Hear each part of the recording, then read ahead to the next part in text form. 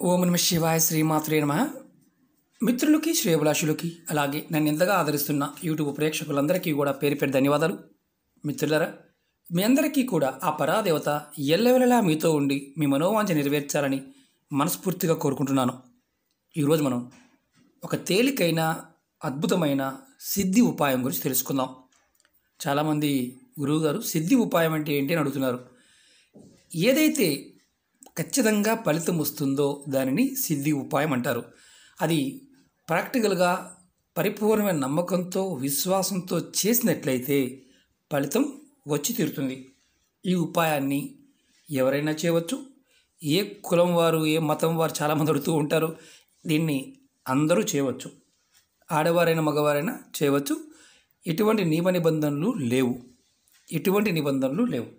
అలాగే ఈ ఉపాయాన్ని చేసేవారు అంటే ఎటువంటి పూజన చేయాలా అడుగుతూ ఉంటారు. ఏమీ అవసరం లేదు.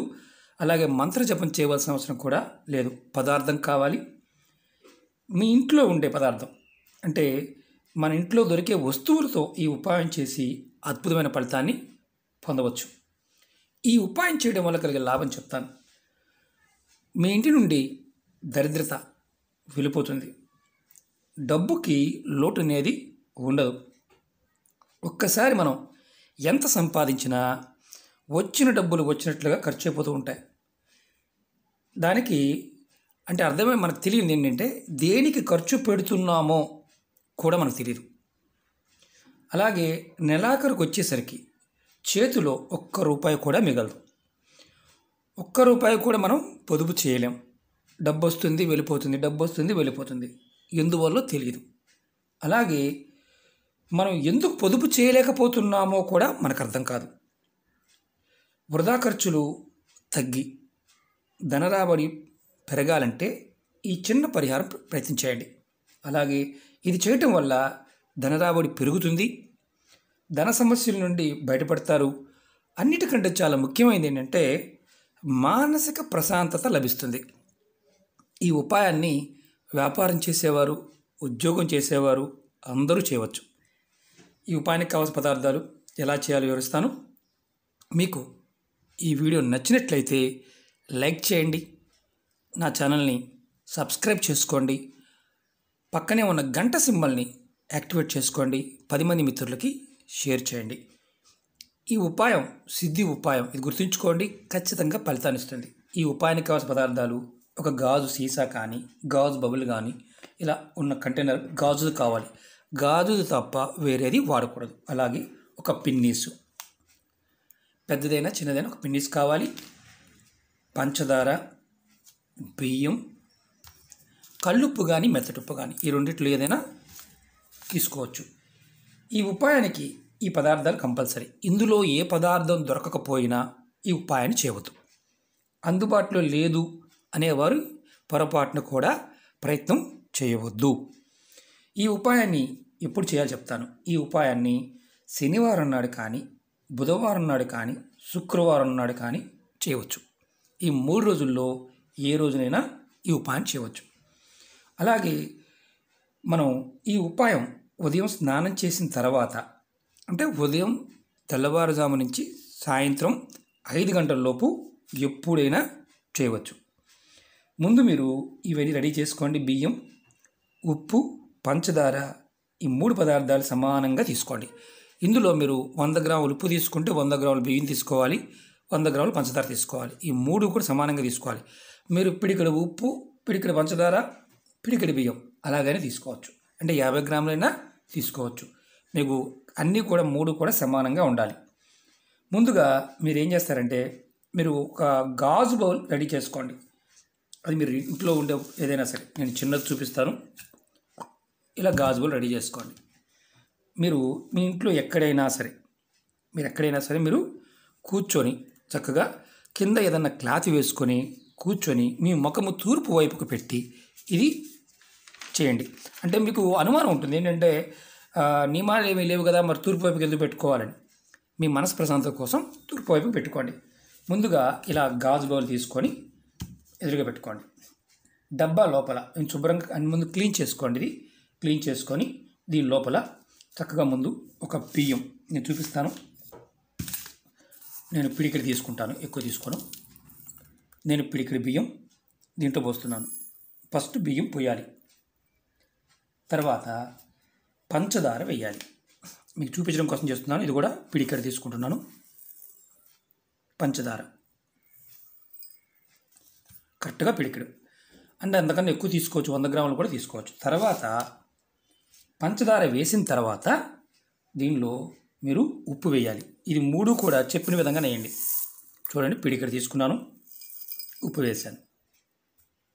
నేను కల్లుప్పు వేసాను, మెత్తటి ఉప్పు కూడా వేయవచ్చు.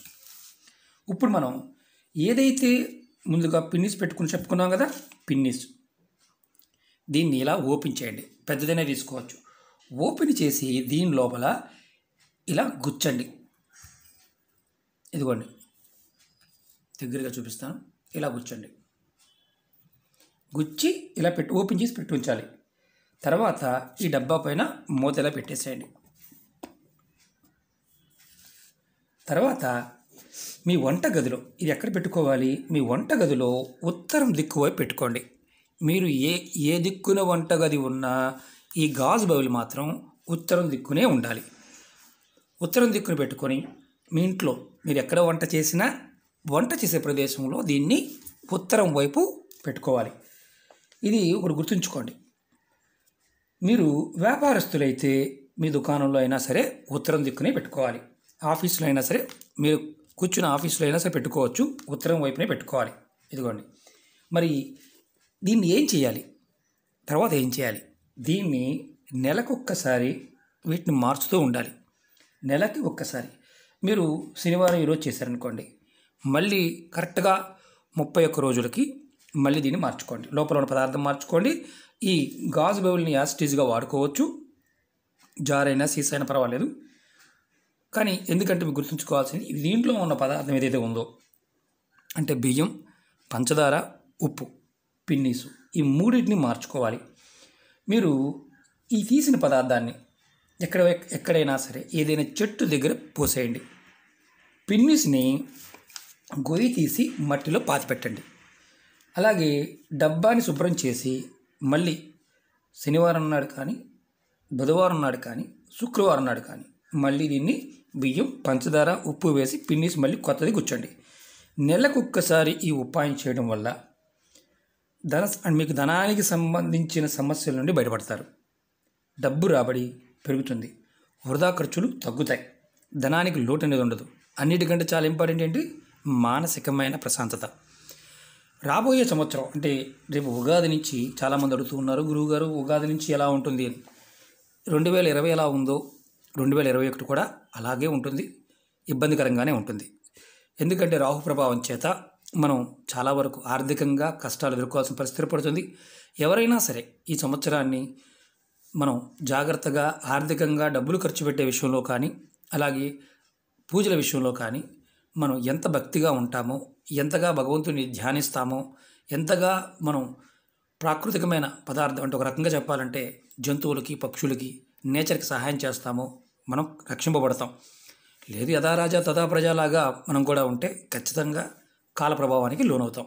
ఎందుకంటే దైవం అనేది మనం రక్షించడానికే ఉంది. మనం నమ్మి విశ్వాసంగా చేసినప్పుడు ఖచ్చితంగా ఫలితం వస్తుంది. మీకు ఈ విషయం పాయింట్ ఆఫ్ వ్యూ కూడా నెక్స్ట్ వీడియోలో చెప్తాను. ఈ ఉపాయం మాత్రం ఎవరైనా నిర్మమాటంగా నిర్భయంగా చేయండి. ఖచ్చితంగా 100కు 100% ఫలితం వస్తుంది. ఈ పదార్థంలో ఉన్న శక్తి మీకు అద్భుతంగా పనిచేస్తుంది. శుక్రబలం పెరుగుతుంది, చంద్రబలం పెరుగుతుంది, శని భగవానుడి యొక్క ప్రభావం తగ్గుతుంది, లక్ష్మీ అనుగ్రహం కలుగుతుంది. ఇది గుర్తుంచుకోవాల్సిన విషయం. ఓకే మిత్రులారా, మీకు ఈ వీడియో నచ్చినట్లయితే లైక్ చేయండి, నా ఛానల్ని సబ్స్క్రైబ్ చేసుకోండి, పక్కనే ఉన్న గంట సింబల్ని యాక్టివేట్ చేసుకోండి, 10 మంది మిత్రులకి షేర్ చేయండి. అలాగే చాలామంది మిత్రులు సమస్యలు అడుగుతూ ఉన్నారు. మిత్రులారా, మీకోసం చాలా వీడియోలు చేయడం జరిగింది. మీరు ఏదైతే చేయగలుగుతారో నా వీడియోస్లోకి వెళ్ళండి, లేదా ప్లేలిస్ట్లోకి వెళ్ళండి. మీరు మీకున్న సమస్యని అర్థం చేసుకొని నేను ఈ ఉపాయాన్ని చెయ్యాలి అనుకుని ప్రయత్నించేయండి. అంతేగాని ఏది చేస్తే బాగుంటుంది, మేము చెయ్యాలా వద్దా అని కాదు. మీ మనసుకి అది ప్రేరణ కలగాలి. మీ మనసుకు అసలు ఏది ప్రేరణ కలగలేదనుకోండి, పొరపాటును కూడా చేయవద్దు. ఎందుకంటే ప్రాకృతికమైన పదార్థం ప్రేరేపించినప్పుడు మాత్రమే మన మనసుకి ఆ ప్రేరణ కలగాలి. అది కలిగినప్పుడు మాత్రమే చేయండి. దీనికి ఈ ఉపాయానికి ఎటువంటి గాజు అంటే మామూలుగా మనం నేను నెయ్యికి వచ్చింది చూపిస్తున్నాను.